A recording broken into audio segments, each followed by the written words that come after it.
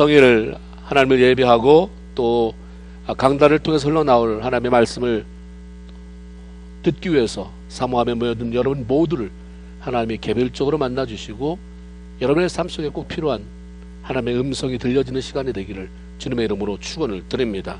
우리는 이 땅에 살아가는 동안에 결코 홀로 살아갈 수 없습니다. 반드시 누군가와 더불어 살아가게 되죠. 그리고 누군가 더불어 살아갈 때 거기에는 나와 너라고 하는 관계가 생겨나게 됩니다. 내가 혼자 살다가 제가 결혼하면 나는 남편이고 상대방은 아내고, 그러다가 아이를 낳으면 나는 아버지고 아이는 아들이고, 이런 나와 너라고 하는 관계가 생겨나죠. 근데 이것을 크게 둘로 나누면 하나는 하나님과의 관계고 다른 하나는 나의 이웃과의 관계입니다. 이 둘 중 어느 것 하나만이라도 이게 깨지게 되면 우리는 너무 괴로워요.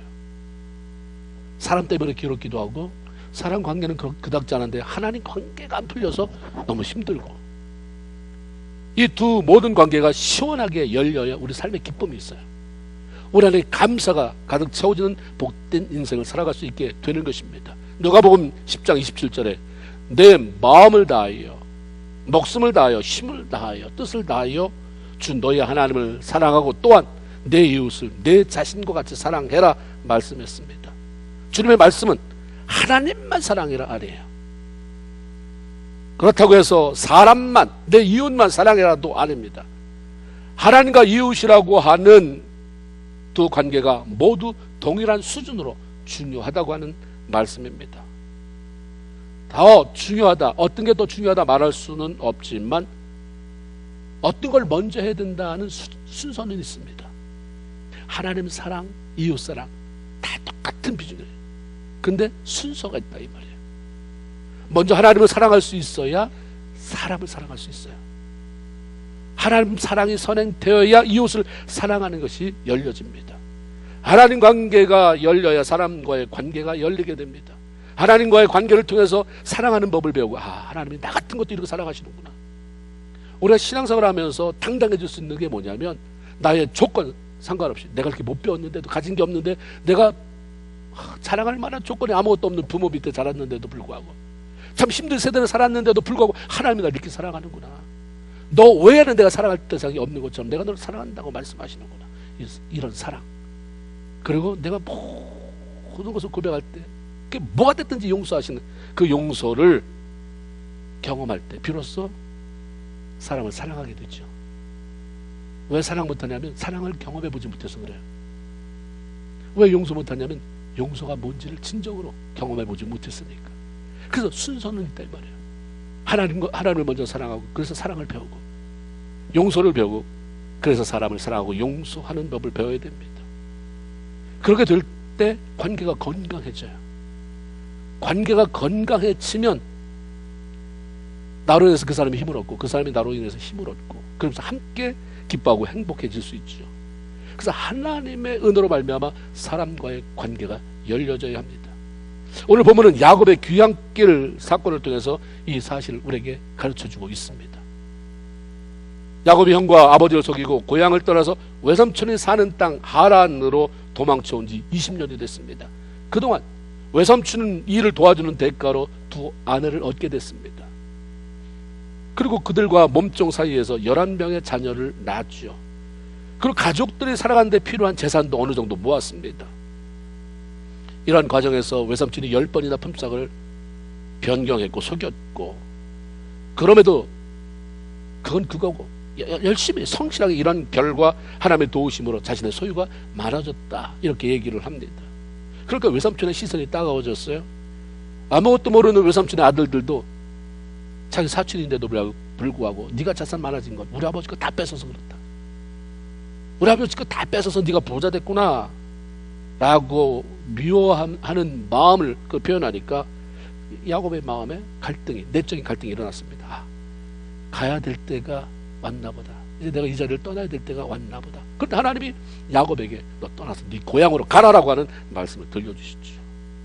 그러던 차에 라반이 양을 깎으러 떠납니다. 그래서 그때를 틈타서 이제 야곱이 자기 아내들과 자식들 소유를 다 끌고 고향을 향해서 이제 떠나갑니다. 양 키우는 목자들에게서 양의 털이 자랐을 때 그것을 깎는 것은 깎아서 팔아서 수입을 올리기 때문에 그것은 굉장히 축제입니다. 그때는 사람들이 넉넉해져요. 마음이 이거 다 팔아서 돈 만들 거니까 사람들에게 잔치를 열어줘서 음식도 나누고, 그래서 그것이 며칠씩이나 걸립니다. 그래서 야곱이 우리 삼촌이 털 깎는 일을 하기 위해서 떠났으니까 앞으로 며칠 동안은 집에 오지 않을 것이다. 그래서 그때 도망치기로 한 거예요. 굳이 도망쳐야 될 이유가 없어요. 뭐 특별히 잘못한 것도 없잖아요. 정말 자기 사촌들이 말하는 것처럼 훔치지 않았어요. 열심히 일해서 얻은 결과거든요. 아내들도 자기와 바람난 거 아니에요. 자기가 7년씩 대가를 치르고 그래서 자기 얻은 그런 아내들입니다. 도망쳐야 될 이유가 없지만 욕심 많은 외삼촌에게 또 붙잡히고 싶지 않은 거죠. 야곱이라고 하는 큰 일꾼 축복 덩어리를 놓치고 싶지 않았을 거예요. 절대로 알거든요. 야곱이 열심히 일해준 결과, 그리고 야곱이 하면 뭐가 되는, 저놈이 하나님이 축복하는 놈이구나, 놓치고 싶지 않고, 또 비록 야곱의 지참금 대신에 7년씩 열심히 일해준 대가로 얻은 아내라 할지라도 내 딸이잖아요. 라반의 딸이니까 멀리 그렇게 보내고 싶지 않았을 것입니다. 그래서 여러 가지 이유를 붙여서 나를 잡을 거라고 하는 생각을 하게 된 거예요. 그래서 그냥 삼촌한테는 한마디 얘기도 안 하고 떠났습니다. 3일이 지난 후에서 이 야곱이 도주했다는 소식을 들은 이 라반이 다 내려놓고 눈에 불을 켜고 야곱을 잡으러 왔습니다. 만나서 첫 마디가 뭐냐면, 너를 해할 만한 능력이 내 손에 있으나, 내가 널 죽일 능력이 내게 있으나, 분노가 찬 거죠. 라반이 야곱을 죽여서 그의 모든 재산을 빼앗고 두 딸들과 손자들을 다 자기 옆에 묶어둘 수도 있었다는 말이죠. 단지 도망쳤다는 이유 하나만으로 분노에 가득 찬 라반은 정말 이렇게 하고도 남았을 것입니다. 그런데 그렇게 하지 못했든, 그렇게 하려고 했는데 하면서 그게 스탑된 이유는 하나님이 그 안에 개입하셨기 때문입니다. 밤에 하나님께서 쫓아오는 라반을 찾아오셨어요. 라반은 하나님을 섬기는 사람이 아니에요. 근데 왜 그를 만났을까? 야곱을 보호하기 위해서. 엄마가 내 자식 보호하기 위해서 만나야 될 사람, 못 만날 사람 어디 있어요? 힘든 일에도 다 가서 하는 것처럼 하나님이 우리를 너무 사랑하기 때문에 못하실 일 없어요. 그러니까 내가 사람하고 부딪히지 말아야 돼요. 하나님이 하시게. 하나님이 라반을 찾아갔어요. 밤에 뭐라고 말하냐면, 너 좋은 말이든 나쁜 말이든 어떤 말도 야곱에게 하지 말아라. 그 상처받는 말 하지 말아라. 말하지 마. 말에 대한 얘기를 해요. 너 말하지 말아라. 네가 좋은 말이든 나쁜 말이든 하지 말아라. 내가 다룰 거다. 네가 감히 내 당신을 때리지 마세요. 내가 교육시킬 거니까. 똑같아. 이게 내 아들인데 네가 간섭하지 말아라. 얼마나 강력하게 하나님의 그 만남이 있었는지 딱 스탑됐잖아요. 그리고 그걸 과거의 사건으로, 하나님이 나를 이렇게 중간에 만나주지 않았으면 너 오늘 절단 났다, 이런 거죠. 그러게 돼서 라반은 하나님께서 야곱의 편을 들어주고 계시구나 라는 사실을 알았고, 또 그로 인해서 야곱을 함부로 대봤자 아무런 이익이 없다는 것을 그냥 금방 알아챘어요. 라반이 속이기도 잘하지만 참 눈치가 빨라서 빨리빨리 결단하는 그런 모습은 있었던 것 같습니다. 하나님은 야곱을 하여금 그간 라반에게 억울한 일을 당했던 그런 일들을 시원하게 말할 수 있는 기회를 주었어요. 전에는 말을 잘 못했거든요. 삼촌이고 더군다나 외삼촌이고 자기가 신세도 많이 졌고 물론 속임을 받았지만 그 말도 못하고 왔는데 하나님이 기회를 줬어요. 외삼촌에게 하고 싶은 말을 다 할 수 있는 기회를 줬어요. 그렇다고 해서 무슨 욕한 게 아니에요. 마음에 맺힌 것이 없도록 하나님 만들어 주셨어요. 나 지난 20년 동안 외삼촌의 가축대를 돌보느라고 낮밤 가리지 않고 일했다.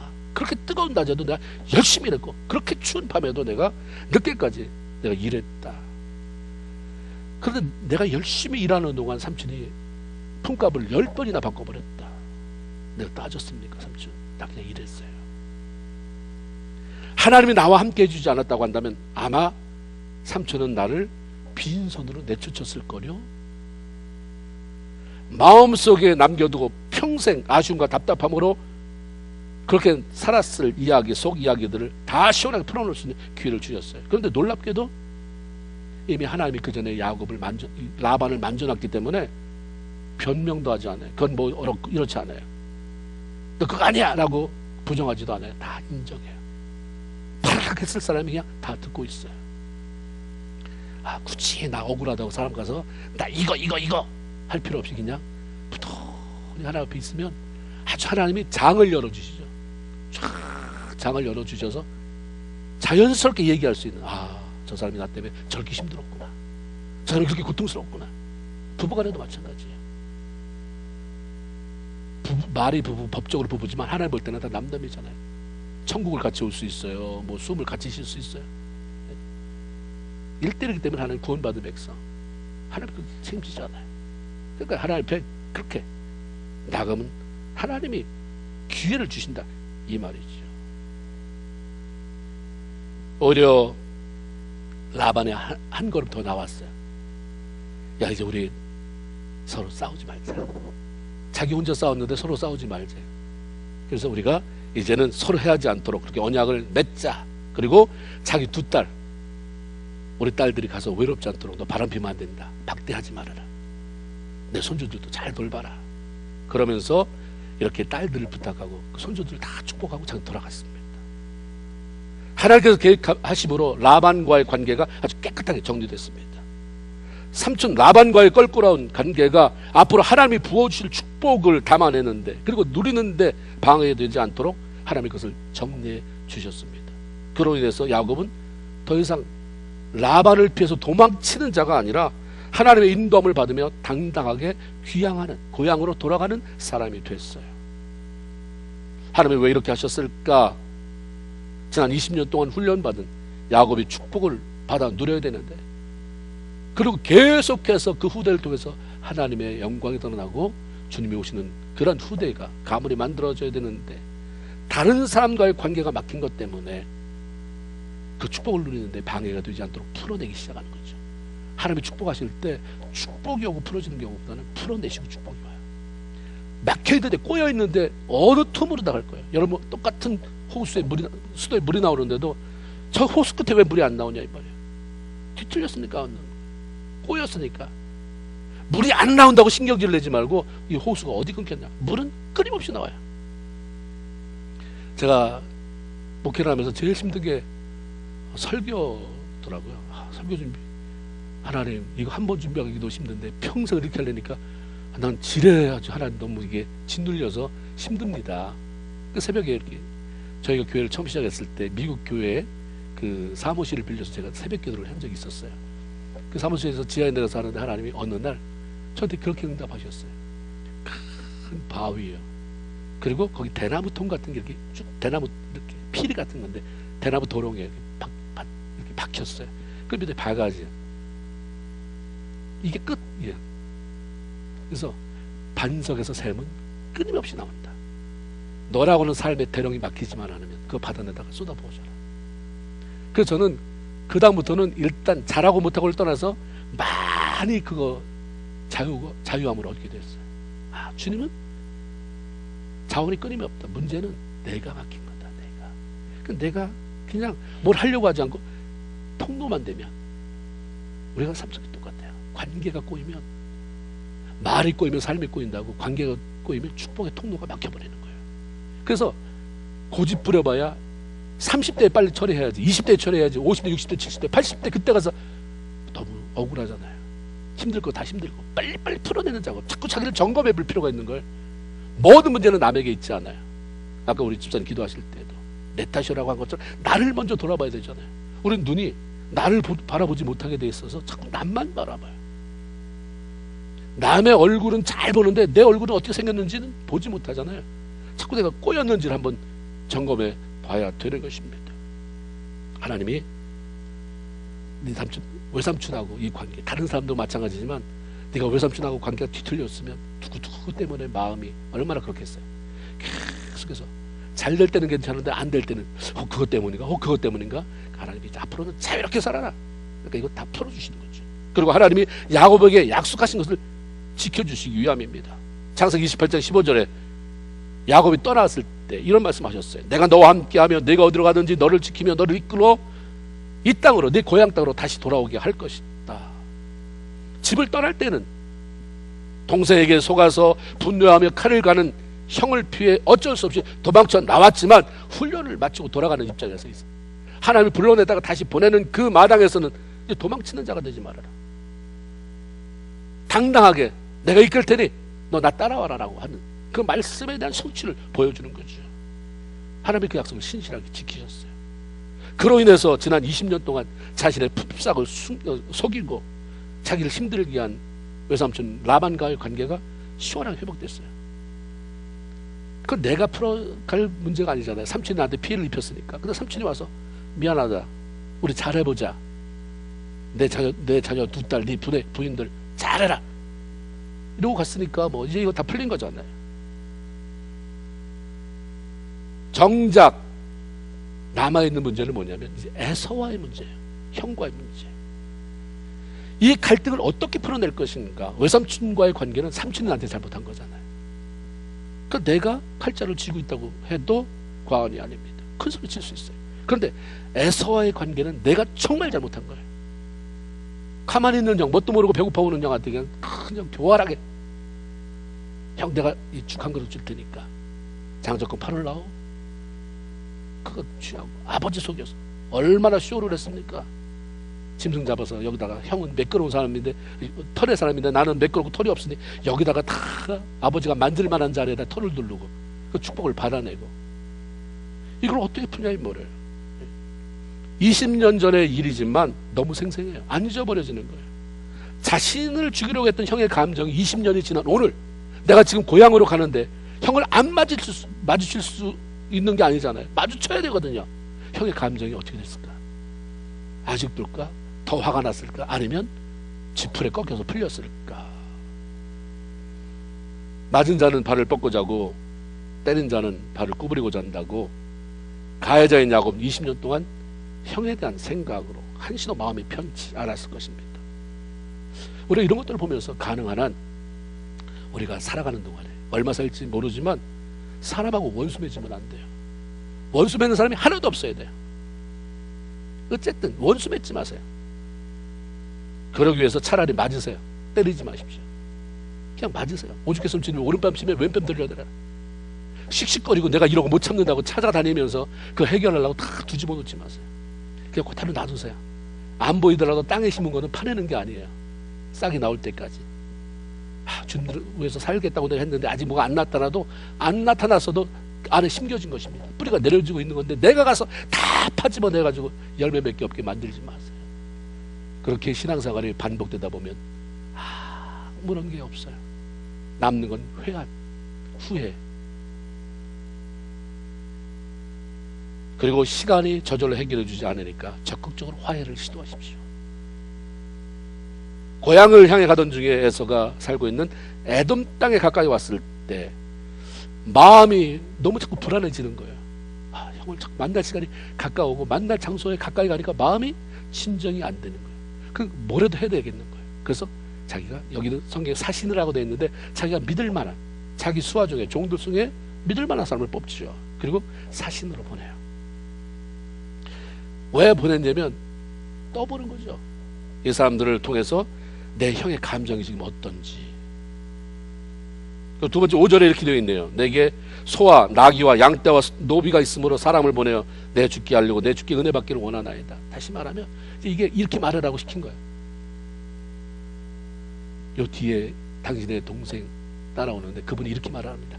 내 죽게 드릴 예물이 얼마든지 있으니 그거 받으시고 마음 풀라고 하시는데요. 자기가 그동안 모은 재물 가지고 이제 물질 공세하는 거죠. 돈 가지고. 그 형의 환심을 살려고 했던 것입니다. 사실 하나님이 원하는 것은 모든 일을 나한테 맡겨라. 고향에 돌아온다고 했으니까 고향에 돌아가기 전까지 죽지 않을 거예요. 형이 죽인다고, 형이 죽일지도 모른다는 부담감이 있을 뿐이지 하나님이 널 고향으로 데리고 오겠다라고 말씀하셨으니까 죽이지는 않겠죠.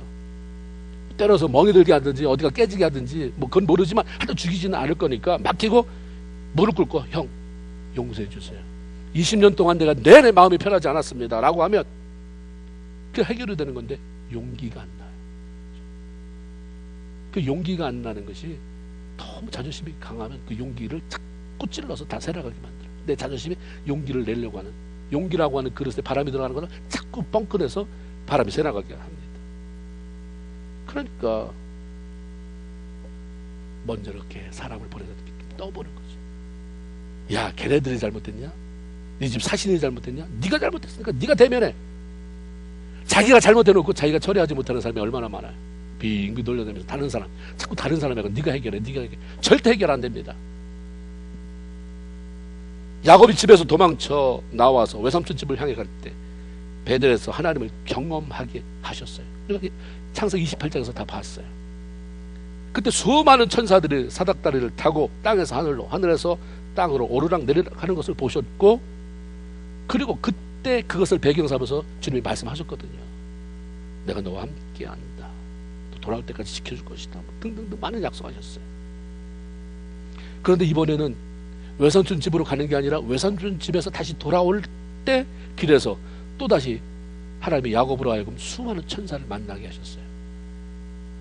1절 2절을 보니까 야곱이 길을 가는데 하나님의 사자들이 그를 만난지라 야곱이 그들을 볼 때 이르기를 이는 하나님의 군대라고 그 땅 이름을 마한나임이라고 하였더라. 왜 이렇게 야곱이 하나님의 군대라고, 그 천사들을 하나님의 군대라고 했을까? 뭐 칼을 찾기 때문이기보다는 많다는 거예요. 수도 없이 많은 천군 천사를 자기가 만날 수 있는 그런 천사 중에 엄청난 그 숫자의 천사를 경험했다고 하는 얘기죠. 근데 메시지는 안 전해요. 왜냐하면 이 천사를 보는 순간 야곱이 베델로 갈 수 있잖아요. 베델의 생각으로 가면 그때도 천사를 내가 봤지, 하나님 천사를 내가 만나게 하셨지, 그때 주님이 이렇게 말씀하셨지, 연상시키는 거잖아요. 천사하고 뭐 대화했다는 얘기 없어요. 봤다는 얘기만 나오죠. 그냥 슬쩍 한 거예요. 그냥 슬쩍 하는데도 우리가 어떤 음식 냄새를 맡고 그때 이거 옛날에 나 초등학교 다닐 때 우리 엄마가 해준 음식, 그러면서 그때 상황이 떠오르는 것처럼 하나님의 천사가 싹 지나가는데 그 메시지가 떠오르게 하신 거죠. 내가 도망쳐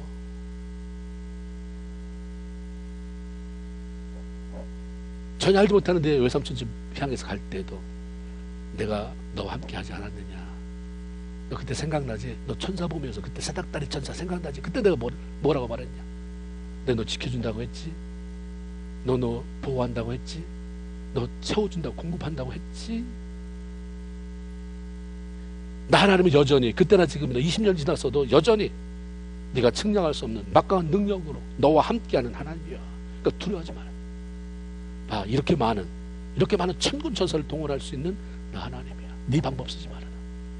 네 방법 쓰지 말고 얕은 수 쓰지 말고 그냥 나 믿고 밀어붙여 담대히 나아가시는 주님의 격려의 메시지가 그 안에 포함되어 있는 것입니다. 그런데 야곱은 그렇게 안 했어요. 그렇게 할 것 같은데 이런 하나님을 의지하며 기도하기보다 여전히 자신의 방법을 찾았습니다. 삼촌에게 시달리면서 많이 변하긴 했지만 아직도 하나님보다 자신의 방법을 더 의지하는 그 모습이 달라지지 않았어요. 발등에 불이 닥치면 믿음 사라지는 경우가 얼마나 많습니까? 믿음이 밑으로 깊이 뿌리처럼 들어가서 이게 내가 뽑아낼 수 없게 돼야 되는데 살짝 거치고만 있으면 어려움이 오면 다 날아가 버리죠. 생각이 안 나요. 빨리 누구를 만날까? 누구한테 도와달라고 할까? 어디다 전화할까가 생각나지? 하나님 드디어 하나님 약속하신 거 이룰 때가 됐습니다. 주여 나는 그 믿음으로 주님 하시는 일 바라보겠습니다. 이런 말이 안 나와요. 그게 나오게 해야 되는 게 우리가 믿음을 키우는 거 아닙니까? 그 믿음이 커야 되는데 결정적인 순간에 보세요. 여러분의 행동 보세요. 저도 그렇고 결정적인, 보통 때는 다른 사람한테 훈수도 잘 두고 나도 주여 하는데 결정적인 순간에 누구도 도와줄 수 없는 이 문제는 내 문제, 내가 해결해야 될 때는 어떻게 하는가? 하나님밖에 없습니다. 아무도 없습니다. 그걸 펑펑 울어댑니까? 아니거든요. 내 수단을 써요. 그래서 하나님과 이상하게 멀어져요. 야곱이 지금 그랬어요. 사실을 보내고 좋은 소식을 가지고 올 것을 기대하던 야곱에게 엄청난 반전이 일어났어요. 돌아온 사신들이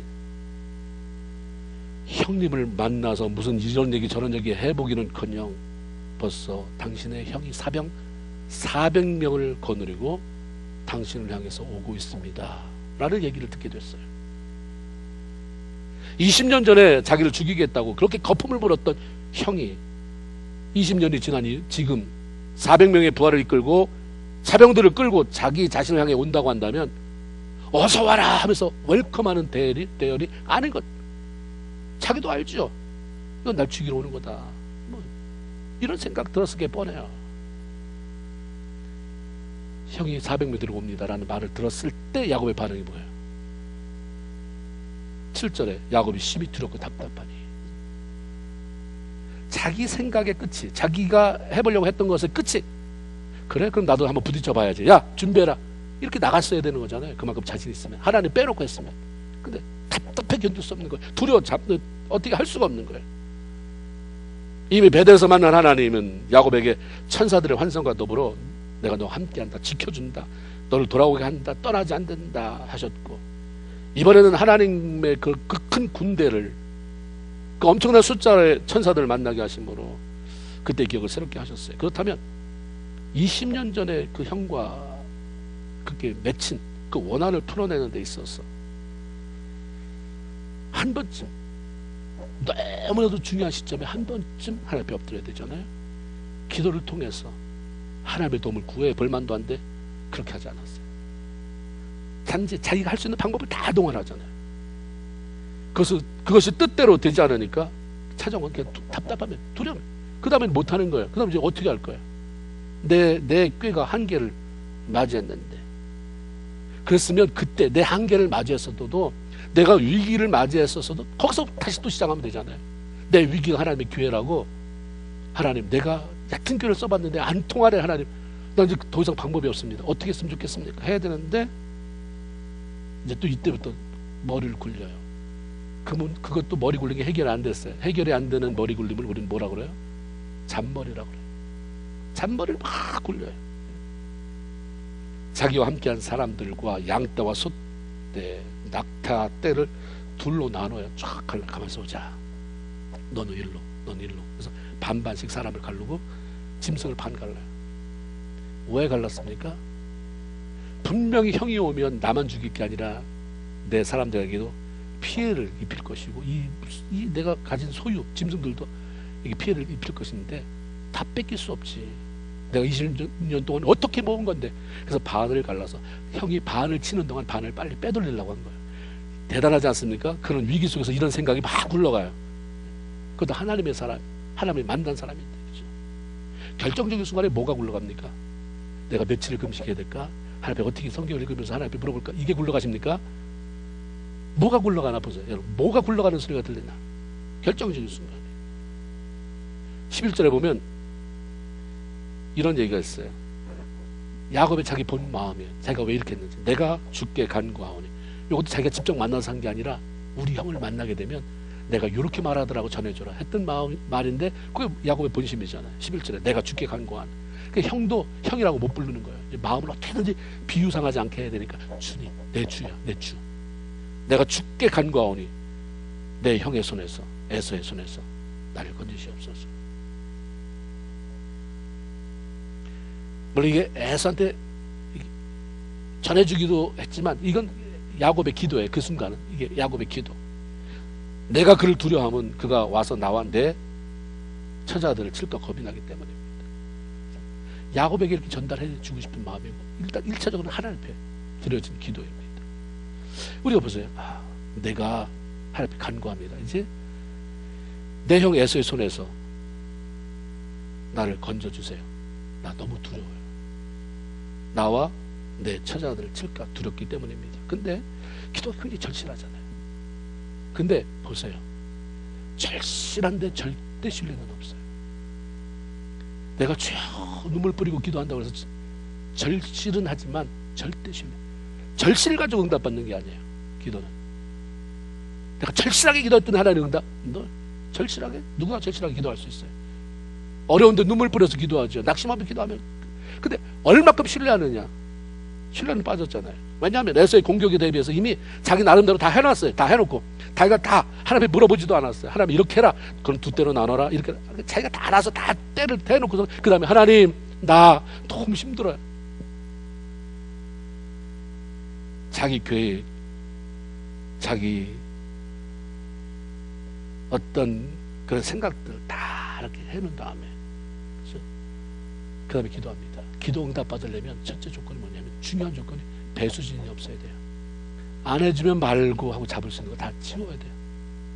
그래서 우리가 책 제목이 벼랑 끝에 서는 용기라는 게 있잖아요. 벼랑 끝에서 떨어져도 날 죽이시겠는가. 사드락 메삭 아벳느고가 하나님 절대 안 죽인다. 이 풀무불 속에서 평소보다 7배를 더 뜨겁게 해서 거기에 나를 던져도 안 죽는다. 근데 죽는다 할지라도 내가 죽는다 할지라도 나는 하나님 배신할 수 없다. 이런 하나님의 신뢰 죽였어요? 살아났을 뿐만 아니라 주변 사람들에게 정말 하나님에 대해서 경악하게 살아계신 하나님이구나를 보여줬잖아요. 그러니까 신앙생활은 취미생활 아니에요. 찬양들도 취미생활입니까? 영적 전투예요.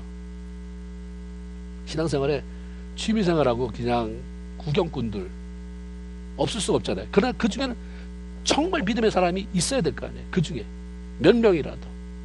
그렇죠? 그래서 역시 하나님은 살아계시구나를 다른 사람이 하게 만드는 이런 일들이 생겨나야 되지 않나요? 하나님께 간절히 기도는 하지만 도와주시지 않을 때를 대비해서 내 계획을 세워놓는 것은 하나님에 대한 신뢰가 없는 거잖아요. 그분을 믿기가 너무 불안해. 생각해 보세요. 내가 하나님이라고 말하는데 그분을 전적으로 믿기는 너무 불편하고 너무 뭔가 미심쩍어. 그러면 그분이 무슨 하나님이에요? 이미 그 하나님은 내 안에 갇혀진, 내가 컨트롤할 수 있고 내가 만지작거릴 수 있고 내가 조정할 수 있는 하나님인데 그 하나님이 나를 위해서 무슨 일을 할 수 있고 무슨 능력을 발휘할 수 있고 무슨 기적을 행할 수 있겠습니까? 야고보면 1장 6절로 8절에 오직 믿음으로 구하고 조금 더 의심하지 말아라. 의심하는 자는 마치 바람에 밀려 요동하는 바닷물과 같으니 이런 사람은 무엇이든지 주께 얻기를 아예 생각조차도 하지 말아라. 두 마음을 품어 모두 내 정함이 없는 자로다. 두 마음. 너 나한테 기도한다며, 나 도움 필요하다며. 근데 저건 뭐냐? 네 뒤에 세운 그 배수진은 뭐냐? 마음을 하나만 가지면 안 되냐? 지금 그거 원하는 거지. 형으로부터 공격을 당할지도 모를 때를 대비해서 모든 사람 소유물 둘로 나눠 놓았어요. 근데도 이게 양이 안 차는 거예요. 그래도 실질적으로 사람들한테 가서 얘기하고 사자들을 보내서 얘기하고 이제 당신이 마음만 풀고 그러면 형이 당신 동생이 짐승 가져와서 당신을 맞이할 거다. 아니라 그냥 아예 그 짐승을 앞에 세우고 가자. 두 때로 나누기도 했지만 그럼 한 번 더 형한테 갈 예물을 한번 멋진 걸로 뽑아보자. 또 수를 쓰는 거죠. 기도 안 해요. 하나님 앞에 자기 마음을 안 내버려요. 그래서 짐승을 골랐어요. 뭐 몇 마리, 뭐 몇 마리. 제가 그걸 다 더해보니까 550마리더라고요. 짐승 500마리, 뭐 염소, 암염소, 수염소, 뭐 황소 다 합해서 500마리에 형한테 갖다 주려고 그 예물로 형 마음 달래려고 실제로 자기 앞서서 가게 할 예물이 이런 짐승 550마리였어요. 그리고 이가 수를 쓰기 시작해요. 이걸 때로 나눠요. 몇 마리씩 했습니다. 그리고 그 한 때에 종 하나씩 붙여서 이렇게 끌고 가게 만들어요. 근데 보세요. 550마리야. 10마리씩 묶어서 한 종한테 맡겼어도 종이 50명이 필요하잖아요. 그게 상당한 거리를 두게 만들었어요.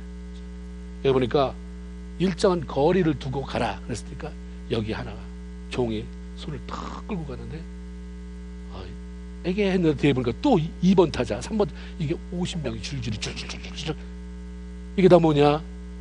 우리 주인이 이 야곱이 당신에게 드린 예물입니다. 그래서 20절에 이렇게 써요. 야곱이 말하기를 내가 내 앞에 보내는 예물로 형의 마음을 푸누이 대면하여 형 그 에서가 혹시 나를 받아주리라 함이었더라. 그래서 내가 이렇게 했다. 근데 이것도 실패하잖아요. 써먹을 수가 없었어요. 하나님이 하시게 하나님이 하시게 해라. 너는 물러서고. 근데 자꾸 내가 반복. 기가 막히잖아요. 550마리, 10마리씩. 10마리인지는 모르겠어요. 그건 제가 하는 말이에요. 10마리씩 묶어서 종 하나에서 그걸 쫙 하면, 이야, 뭐 50명의 종이 뭐 양떼, 소떼를 끌고 쫙 하는, 이거 뭐 장관이잖아요. 결국 잔머리였어요. 하나님의 복은 잔머리를 굴려서 얻는 게 아니에요. 우직하게 그냥 하나님 앞에 엎드려서 얻는 거예요. 교활함은 그 자체가 지혜가 아닙니다. 상대방을 속이려는 의도가 있기 때문입니다. 교활함이 지혜가 되려면, 그래서 생명력이 있으려면 주의 손에 붙잡혀 다시 만들어져야 돼요.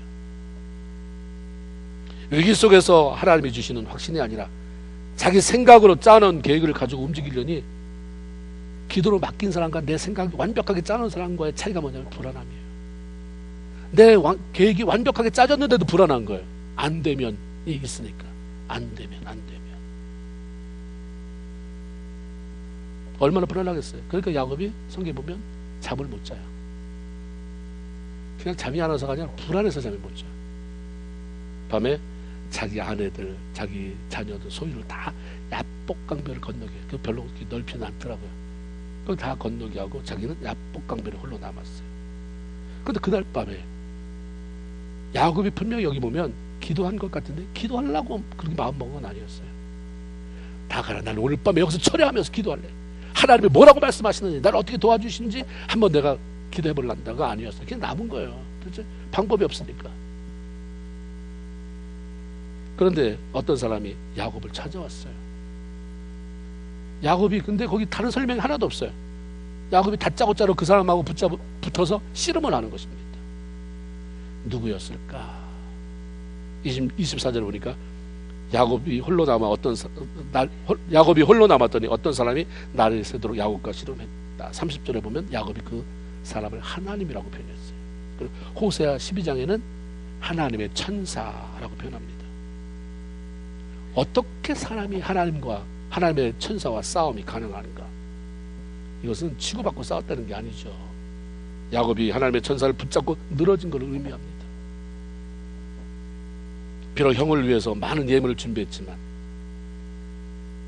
형이 그것을 받고 마음을 풀 것인가 아닌가 알 수 없잖아요. 만일 여전히 분노한 마음을 가지고 있다고 한다면 나는 내일 다리에 박는 순간 그 형한테 죽는 거죠. 그럼 나의 20년은 뭐냐? 지나온 날의 삶은 뭐냐? 잠이 안 오죠. 잠이 정말 세상 말로 미칠 지경인데, 그때 하나님의 천사의 모습으로 가장한 하나님이 자기를 찾아오셨어요. 결사적으로 매달릴 수밖에 없는 거예요. 자신의 문제를 해결해 주실 능력이 하나님이 오셨는데 놓치면 내 인생은 끝이다 생각했으니까 얼마나 필사적으로 간구했겠어요. 25절에 보면 얼마나 때를 썼는지 하나님의 천사가 그렇게 말을 해요. 자기가 야곱을 이길 수 없음을 알고 그냥 눌러버리면 이기는 건데 뭘 못 이기겠어요. 근데 뗐으니까 그만해 안 듣는 거예요. 그래서 그의 허벅지 관절을 쳤다 이렇게 기록합니다. 이길 수 없다는 건 뭐예요? 천사가 이길 수 없으면 누가 이긴 거예요? 야곱이 이긴 거죠. 나중에 이겼다고 얘기 나오잖아요. 야곱이 씨름해서 이겼습니다. 어떻게 이게 가능한가? 이 말은 하나님의 도움을 구하며 죽기 살기로 붙잡고 늘어진 야곱을 뿌리칠 수가 없었다는 거죠. 하나님의 사자가 왜 야곱을 찾아왔을까? 그래서 천사가 찾아올 때는 왜 오셨습니까? 라고 보통 물어요. 아니면 직접 내가 이러이러해서 너를 찾았다라고 말하죠. 심심해서 한번 와봤어 라는 경우는 없어요. 하나님께서 야곱에게 꼭 들려주고 싶은 말씀이 있었기 때문에 천사를 보내 그 메시지를 전하라고 한 거죠. 그런데 야곱은 전혀 관심이 없어요. 그 들러 어떻게 오셨습니까? 내가 알기에는 내가 전에 베델에서 만난 그 천사, 그 하나님의 사자들과 같은 것 같은데 맞습니까? 그렇지 않나요? 왜 오셨습니까? 왜 나를 찾아오셨습니까? 라고 물어야 되는데 오자마자 저분 하나님의 천사구나 달려붙어서 그냥 떼쓰는 거죠. 해주세요, 해주세요, 해주세요. 이거 해주세요, 이거 해결해주세요, 이거 해주세요. 하나님, 천사는 하나님이 자기에게 들려준 얘기 전달해야 되는데 들을 생각은 안 하고 때맞으면 얼마나 난감하겠어요. 이거는요, 이렇게 야곱처럼 기도하라고 가르치는 내용이 아니에요. 오늘 성도들의 이런 모습이 하나님의 도움을 받고 응답을 받고 문제를 해결하는 데 결정적인 장애가 될 수 있음을 알려주는 것입니다. 외친다고 소리친다고 부르짖는다고 되는 게 아니라 먼저 필요하지만 먼저 하나님께서 나에게 말씀하시려고 하는 바가 뭔지를 들어야 될 거 아니에요. 그렇죠? 하나님 저 천사를 왜 보냈을까? 이 성경을 나한테 왜 줬을까? 그렇죠? 25절에 보니까 야곱의 허벅지 관절 치매라는 얘기가 나와요. 하나님이 말씀하시려고 하는 것은 관심이 없고 자기가 얻고자 하는 것만 가지고 그냥 그렇게 고집부리면서 외쳐대니까 아유, 내가 졌다. 그랬으면 내가 졌다 그랬으면 뭘 원하느냐가 다음에 나와야 되잖아요. 그런데 냅다 허벅지 관절을 후려쳐요. 개역 성경에는 환도뼈라고 돼 있잖아요. 환도 알죠? 환도가 옛날 군인들이 옆에 차고 다녔던 그게 군인들의 칼이 환도예요. 환도가 닿는 부분의 뼈, 엉덩이. 환도가 닿는 부분의 뼈가 환도뼈예요. 근데 이 개역 성경에는 허벅지 관절 이렇게 되어 있습니다. 허벅지 관절. 여러분이 막 누구 앞에 섰어요. 면접을 서서 봐야 된다든가 아니면 그랬을 때 떨리면 어디다 힘을 줍니까? 여기다 힘을 줍니까? 눈에다 힘을 줍니까? 다리에 딱 버티고 힘을 쓰잖아요. 힘을 받는 거예요. 허벅지 관절. 힘. 내 힘이야. 힘이 여기서 나오는 거예요. 나를 지탱하게 하는, 나를 버티고 서게 만드는 거. 그런데 그 부분을 쳐요. 그 다리를 절게 만들잖아요. 이것은 하나님 바라보지 못하고 자기만 바라보는, 자신의 인간적인 힘 꾀만 믿고 살아온 야곱을 그냥 꺾는 거예요. 그러니까 뭐 하나님이 꺾으니까 그다음부터 저는 거잖아요. 더 이상 내가 믿었던 그 힘? 안 돼. 이게 힘이 안 가요. 이 힘이 안 가지니까 어떻게 설 수 있어요? 어떻게 걸어갈 수 있어요? 하나님만 의지할 수밖에 없는 거죠. 야곱을 꺾은 하나님의 사자가 그렇게 얘기해요. 나를 밝아오려고 하니 나로 가게 해라. 이거 붙잡고 나 갈게. 그때 야곱은 아주 처절하게 얘기해요. 당신은 내게 축복하지 않으면 절대로 갈 수 없습니다. 내가 가게 이거 손 안 놓겠습니다라고 말을 해요. 저렇게 기도하는 거구나. 아직까지 아니에요. 아직까지 이렇게 기도해야 된다고 생각하면 그건 오산입니다. 하나님과 겨루어 이겼으면 모든 게 다 해결이 됐어야 되는 건 아닙니까? 근데 그렇지 않았어요. 해결이 안 됐으니까 아직 더 부족하니까 뭐가 빨리 이서 못 넘니다 그러잖아요. 근데 호세아 12장이 참 하나님의 말씀이 성경을 두루두루 찾아봐라. 그 짝이 맞지 않는 것이 없다라고 한 것처럼 호세아 12장에 이 얘기가 나와요. 우리 오늘 본문에는 야곱이 환도뼈를 맞고 다리를 절었다는 얘기밖에 안 나오는데 호세아 12장 3절 4절 힘으로는 하나님과 겨루어 야곱이 천사와 겨루어 이기고 그 다음에 울며 그에게 간구 막 울어요. 하나님과 더불어 싸워 이겼으면 야 이겼다라고 해야지 왜 통곡하냐 이 말이에요. 여기 사용된 울며라고 하는 그 단어에는 애통하다 막 애통하며 울어요. 그리고 후회하는 거죠. 막 후회가 섞인 그런 애통함이 있어요. 자기 열심 고집으로 자존심으로 버텨내서 하나님을 이긴 것 같은데 그렇게 이긴 결과 허무하죠. 아무것도 없어요. 마음의 평안함도 만족도 내가 고집 부려서 뭐가 된 것 같은데 아무것도 없는 거예요. 남은 것은 저는 다리. 내가 원하는 거 이거 아닙니다. 다리를 절어도 좋고 다 뭐 손을 부러져도 좋지만 내가 그 해결해야 될 그 문제에 대한 답 주세요. 우리 형 나 죽일 겁니까? 안 죽일 겁니까? 나 보호하실 거야? 나 보호하지 않으실 거예요? 나 축복하세요. 천사가 날이 세려하니 나로 가게 하라고 했을 때 절망감과 더불어서 그 마음이 얼마나 조급해졌겠어요. 안 돼. 이대로 내 인생 끝낼 수 없어. 그가 막 통곡이 나오는 거죠. 창세기는 안 썼는데 호세아가 알려줘요. 막 통곡해. 안 됩니다. 안 됩니다. 안 됩니다. 가시면 난 죽습니다. 야곱이 이겼는데 통곡해요. 그러면서 마음이 무너지잖아요. 그렇게 자기 생각에 꽉 차있던, 자기가 제일 잘난 줄 알고 가만히 있어봐, 가만히 있어봐, 이렇게 해서 이 두 때로 나누면 돼. 가만히 있어봐, 가만히 있어봐. 550마리 그 짐승 해가지고 이게 때로 나누면 돼. 이게 다 무너졌어요. 아무것도 내가 그렇게 애쓰는 게, 내가 수수한 게, 난 무시하면 너 그렇게 살지 말아라 했던 게 나한테 하나 적응이 안 돼요. 다 포기하는 거죠. 무너졌어요. 하나님께서 무너짐의 조음은 뭐냐면, 이제는 하나님이 하실 말씀을 들을 준비가 된 거예요. 그때 하나님께서 질문을 통해서 내가 왜 천사를 보낸 줄 아느냐, 이 말하고 싶어서 그랬다. 그 말씀 한마디 들려주세요. 따라합시다. 내 이름이 무엇이냐. 안 따라도 되겠죠? 다 같이 시작. 요 한마디 하시려고 했는데 빨리 그 말을 주님 왜 오셨습니까? 무슨 말씀 하시려고 하시는데요? 내 이름이 무엇이냐, 이게 무슨 뜻입니까? 이러면서 설명 들어가면서 그렇군요 했으면 빨리 해결이 됐을 텐데 안 듣는 거예요. 여기는 하룻밤이죠.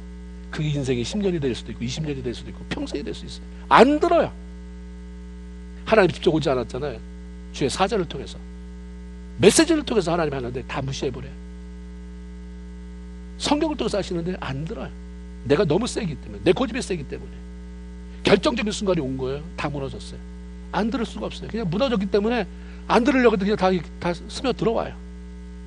내 이름이 무엇이냐? 야곱이라고 하는 이름을 지어주신 분이 설마 그 이름을 몰라서 내 이름이 뭐라고 그랬더라?